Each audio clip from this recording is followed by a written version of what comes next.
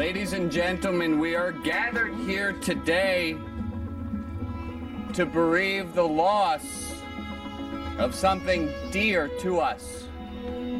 We are here today to say goodbye to a special friend, to say goodbye to an idea. Some might say that to be here gathered today to mourn the loss of a car would be going too far.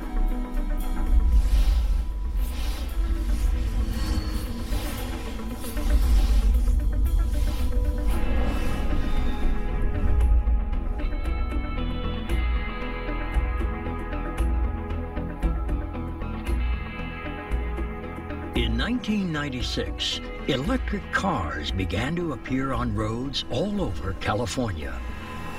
They were quiet and fast, produced no exhaust, and ran without gasoline. 10 years later, these futuristic cars were almost entirely gone.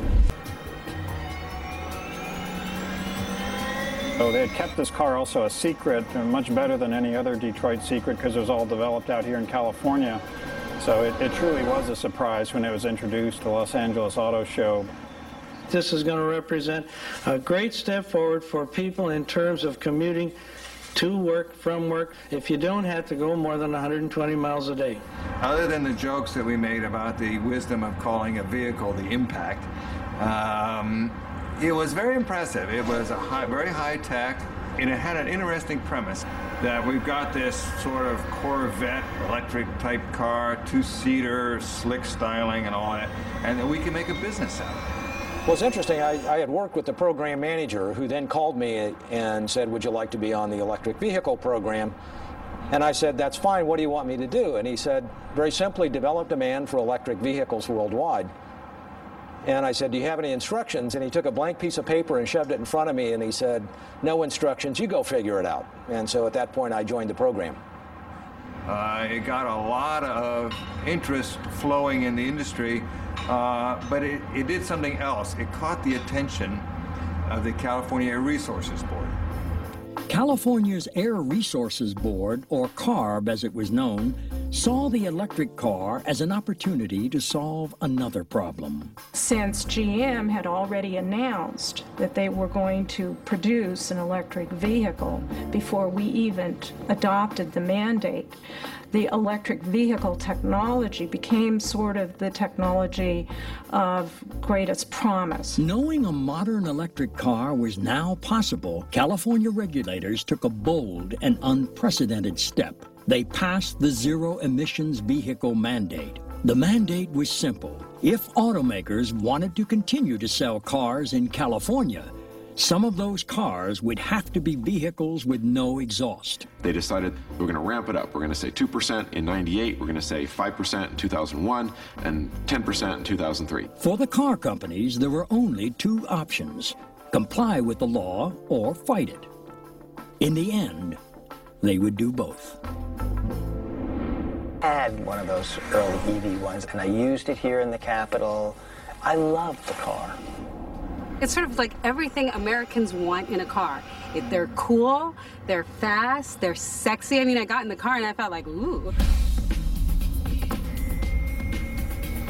It was fairly reasonably priced. It was between $250 and $500 a month. I haven't tried accelerating too much because there's too many cops around. I'm afraid I'll get a ticket. I'll be too excited. Believe it or not, that sucker goes. That thing will take you down the PCH so fast you could get a ticket.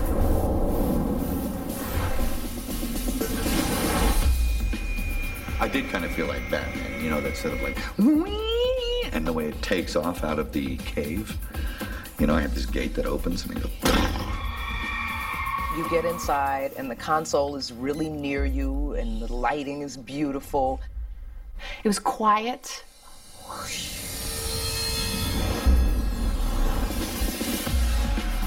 The car was so fast, it looked like it would outrun its own shadow. Oh, it was an awesome car to drive.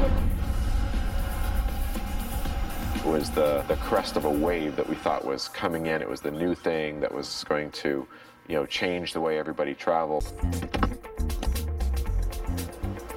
I'm not mechanical at all, and I love dealing with my electric car because it's so easy. I plug it in at night, and when I need to drive it, I unplug, drive it away.